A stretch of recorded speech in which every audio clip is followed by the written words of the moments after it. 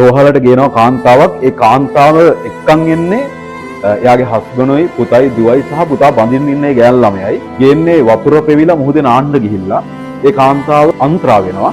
රෝහලේ හිටපු කාර්ය මණ්ඩලයට දැනගන්න හම්බ වෙනවා මෙයා පේරාදෙණිය හොස්පිටල් එකේ විශේෂඥ වෛද්‍යවරියක් කියලා.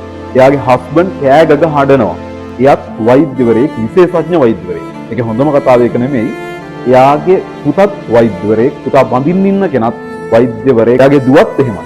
තමන්ගේ අම්මව තමන්ගේ බිරිඳව බේරගන්න බැරුව යනවා ඒ කෙනෙකුට. පරණ කතාවක් මතක් වෙනවා. ඇලෙක්සැන්ඩර් රජතුමා මරණ මංචකයේදී කියනවා මගේ දේහය අරන් යන්න ඕනේ රටේ ඉන්න දක්ෂම වෛද්‍යවරු ටික. ඒගොල්ලන්ගේ කර මතින් මගේ දේහය අරන් යන්න.